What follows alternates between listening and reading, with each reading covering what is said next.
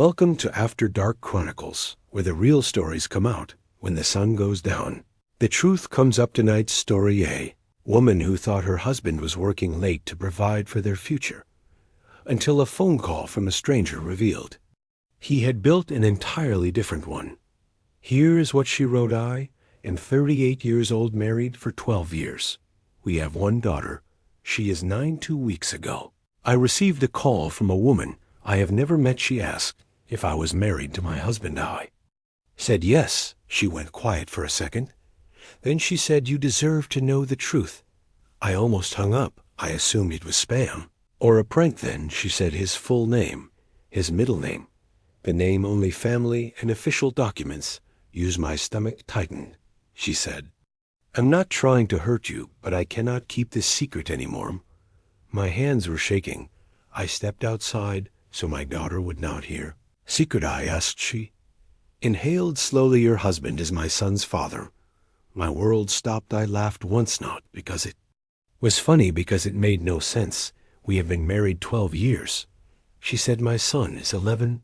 That sentence rearranged everything. 11, which meant before our wedding, before our honeymoon, before our daughter, he had another child. I asked her how she got my number. She said she found it in his phone. He was in the shower. She went through it. She found my name saved as Wi-Fi. Felt dizzy. I asked how long this had been going on. She said on and off for over a decade, on and off. DECADE. I leaned against the wall, trying not to collapse. She continued. He told me he was separated. He told me the marriage was complicated. He told me you stayed together for financial reasons. Financial reasons. That phrase echoed. Because finances have always been strange in our marriage. He insisted on managing everything. Said he was better with numbers. I trusted him. She said, "I found out about you last week. I saw family photos in his cloud account. You and your daughter matching pajamas Christmas." I could hear her breathing on the other end, heavy, angry, but not at mesh. Said, "My son deserves better, and so does your daughter. That is why I'm calling." I asked her, "Does he support your son?" She paused, then said, "Not officially. Cash, sometimes transfers through different apps. Nothing traceable." My heart started racing. Cash untraceable. My husband works in finance. He knows how to hide things. I asked her for proof. Sent me photos, pictures of him holding a little boy at a park, at a birthday party, in a kitchen. I did not recognize the dates. Matched weekends he said he was traveling for work. I checked our shared calendar. He had labeled those trips as client visits, had receipts, hotel invoices, flight confirmations, every detail aligned, except now I knew those trips were not for clients. They were for a second family. I asked her one last question. "Does your son know?" She said, "No. He thinks my husband is just someone I am seeing. He does not know he is his father." I ended the call, walked back inside. My daughter was coloring at the table. She looked up and smiled, and I realized my husband did not just betray me. He built 2 parallel lives and managed them with precision. That night, he came home like nothing had happened, kissed our daughter on the head, asked about homework, asked what was for dinner. I watched him carefully, every movement calculated, every smile rehearsed. I did not confront him immediately because I needed to understand the scale. I checked our accounts, our mortgage, our savings. I found transfers I did not recognize, small amounts, frequent, always labeled as miscellaneous. When I added them up, it was thousands over years, money that should have been in our daughter's college fund, money that was not missing by accident. I felt something cold settle in my chest. This was not a mistake, not an affair that spiraled. This was sustained, planned, maintained for over a decade. And the more I looked, the more I realized did not know the man I was married to. Yes, bruh. I forced you direct. Samo format, TTS rent, Inga specialticken, Maxit block. Today's story. Block 2. I did not sleep that night. I lay next to him, listening to his breathing, steady, calm. Like a man with nothing to hide, I kept replaying the photos in my head. Him holding that little boy, the way he was smiling, not awkward, not distant, comfortable, familiar, The next morning, he left early side. He had meetings. I waited 10 minutes. Then I opened his laptop. He never changed the password. Because he never expected me to look, I searched the cloud, typed the boy's name. The name the woman told me. Hundreds of files appeared. Photos, videos, school recitals, soccer games, birthday parties. There were folders organized by year 1, year 2, year 3, up to year 11. He had documented the entire life of a child. While coming home every night to ours, I felt something shift inside me. This was not just cheating. This was duplication. He had built 2 families and balanced them like accounts. I opened his email. There were threads, long threads with the woman, arguments, plans, apologies, promises. In one email, he wrote, "I cannot leave yet. It would destroy everything financially." Everything financially. I searched further and found something worse. A shared spreadsheet, budget projections. 2 columns, one labeled primary. One labeled secondary. Primary was us. Secondary was them. Projected expenses, school, rent, utilities. Healthcare. He had calculated it, mapped it, managed it, like an investment portfolio. My hands were shaking, but my mind was clear. I printed everything: emails, screenshots, bank statements. The spreadsheet, I put them in a folder. Then I called the woman back. We met that afternoon at a coffee shop halfway between our neighborhoods. She looked tired, angry, but not surprised. When she saw the folder, she said, "He told me you would never leave him.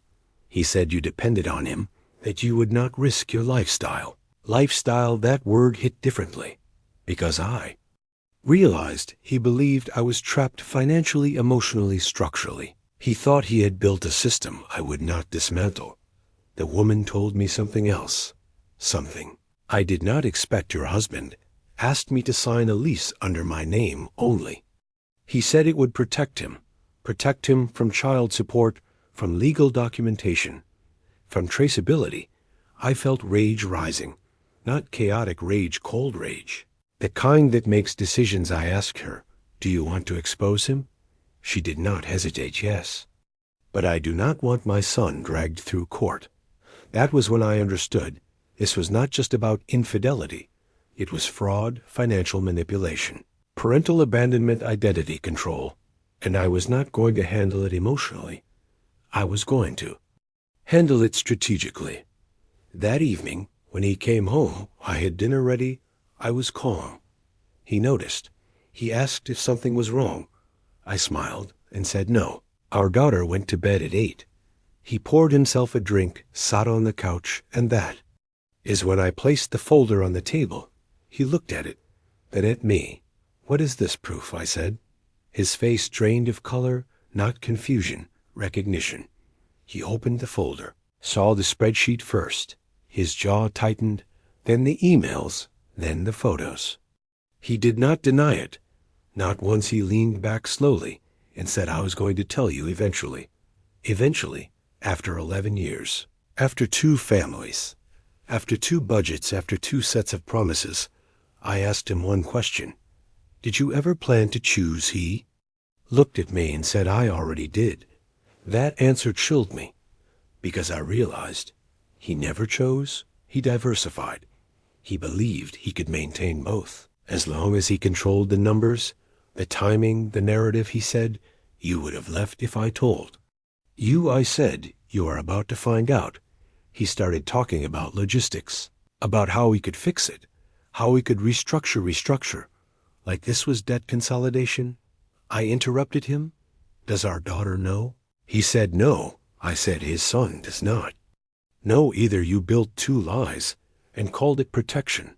He stood up, anger rising. "You are overreacting. It was complicated." Complicated. I said no. It was calculated, and that is worse. He went quiet, then said something that shifted everything. "If you blow this up, you blow up your own life too." There it was, the threat, not loud, but strategic. He believed I would calculate the cost and retreat, but he forgot something. I had already done the math, and I was ready to burn the spreadsheet. Perfect. Vi Forster. Sama format. TTS rent. Maxit block. Nu GGR vi and iuridic. Maxpol och escalation. Today's story. Block 3. He underestimated me. That was his first mistake. A second was assuming I was financially dependent.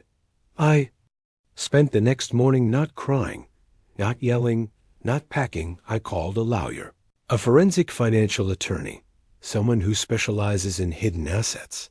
I did not mention divorce at first. I said I needed clarity. She asked one question. Do you believe your husband has concealed income? Yes, she said.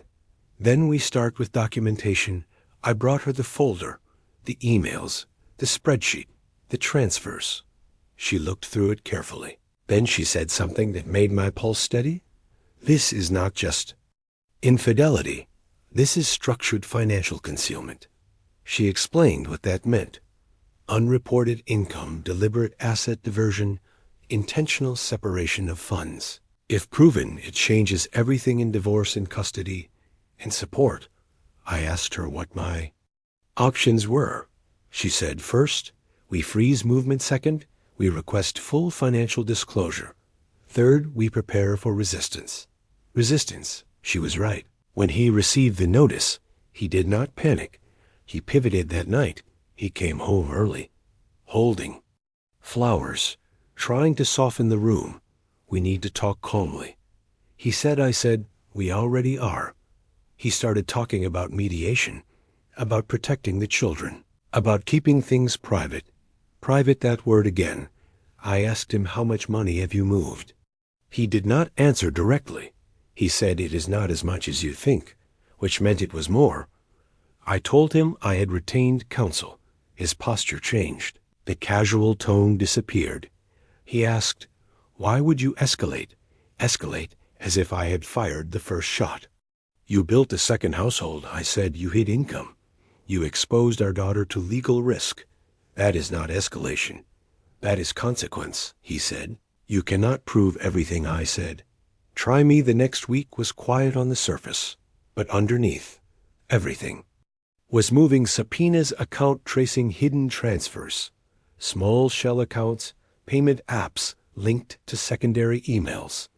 The more the lawyer dug, the more complex it became. There were deposits from consulting clients, some real, some impossible to verify. Income that never appeared in our joint returns. Money routed through accounts in his mother's name. When confronted, he claimed they were short-term loans, temporary arrangements, but the paper trail told another story. 11 years of systematic diversion. The other woman contacted me again. She had retained her own lawyer.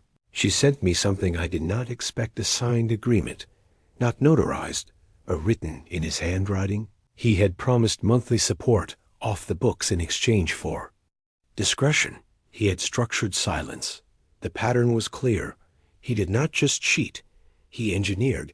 Every relationship was managed like a contract. Every secret costed into a budget. When I confronted him with the agreement, he looked at it, then at me, and said, you are destroying everything. I said, no, you did. I am just documenting it. He started pushing back harder, claiming shared assets, claiming marital privilege, claiming emotional distress. But the numbers did not lie. The forensic accountant estimated over $200,000 diverted over 11 years' money that belonged to our household, to our daughter, to shared investments gone, supporting a parallel life. When the lawyer presented the findings formally, he lost control. For the first time he yelled, sighed I was vindictive, sighed I was humiliating him. I stayed calm because I realized something important. Men like him do not fear exposure. They fear loss of control, and control was slipping. The custody discussion began. He assumed equal custody. He assumed leverage. But financial deception impacts parental judgment. The court does not like concealment, especially involving children. He did not expect that. He expected emotion, not strategy. One evening, he sat across from me, exhausted, and said, what do you actually want? I answered honestly, transparency, accountability, and for once in your life, the truth without calculation. He said you will ruin our daughter's stability. I said stability built on fraud is not stability, it is a delay, and delays expire. He had no answer, because this was no longer about love or even betrayal. It was about architecture, and his had collapsed. The first time our daughter sensed something was wrong, she did not ask about the divorce. She asked, "Why does Dad look scared children see?" What adults try to hide, he was not sad, he was not remorseful. He was afraid of exposure, afraid of loss, afraid of consequences. But not once did I see fear about losing me. That realization hurt more than the affair, because it confirmed something deeper. I had been part of a structure, not a partnership. When we told our daughter we were separating, he cried, not loudly. Quietly she asked if she had done something. He said no. I said no. But inside I knew the truth. He had done something, and she would live inside its aftermath. Custody hearing date was set. Temporary orders first, then full proceedings. He hired an aggressive attorney, one known for attacking credibility, that told me everything. His strategy was not remorse, it was damage control in private. He tried a different approach. He said, we can still fix this. We can close the second apartment. We can settle with her quietly. Can say it was a mistake 11 years, 2 children, 2 households, 2 ledgers.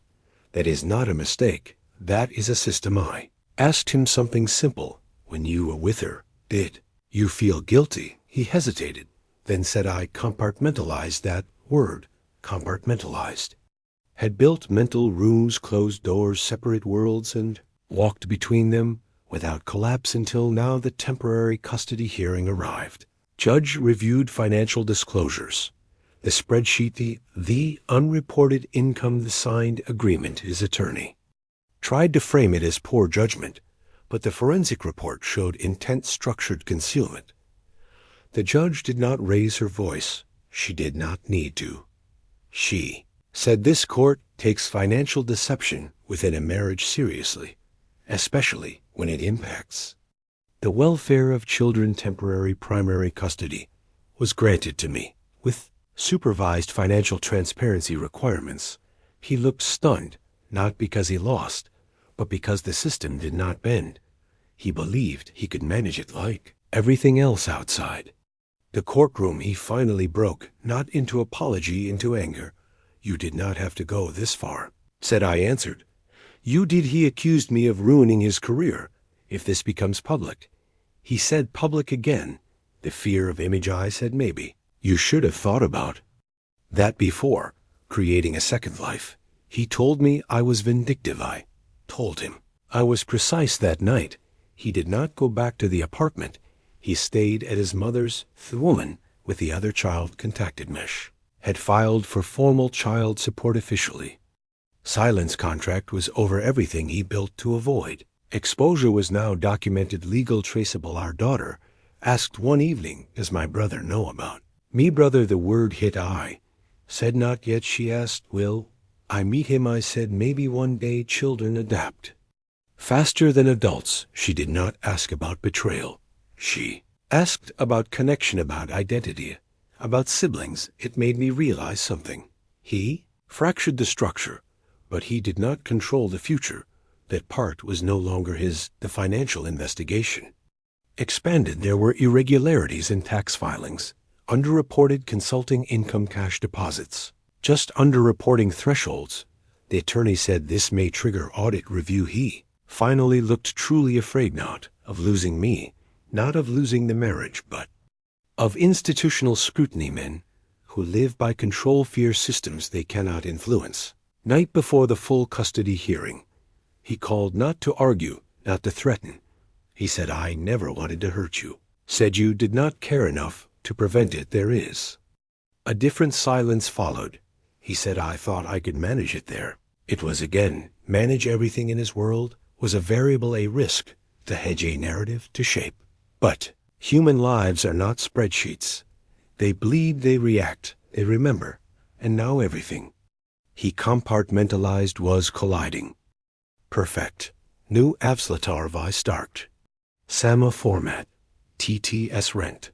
Maxit block. Ending fluff. Consequence. Today's story block 5. The final custody hearing lasted 4 hours, 4 hours that dismantled 12 years. Financial reports were entered into.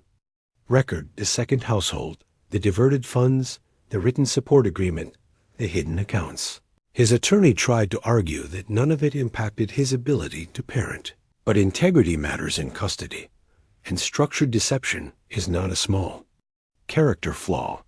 It is a pattern when asked directly by the judge. Why did you not disclose this second child? He said, I did not think it was relevant to this court. The courtroom went silent, not because it was loud, because it was revealing relevance. He still believed he could decide what mattered. The judge responded calmly, anything that reflects on judgment and truthfulness is relevant. The final order granted primary custody to me with structured visitation, mandatory financial transparency, and formal child support enforcement for both children, because now it was official, 2 families on paper. In record, not hidden, not compartmentalized. Legal, outside the courthouse, he looked smaller, not emotionally, structurally, like the architecture he built had collapsed. He said, I never meant for it to go this far. I answered, it went exactly as far as your decisions carried it. The other woman finalized her filing 2 weeks later.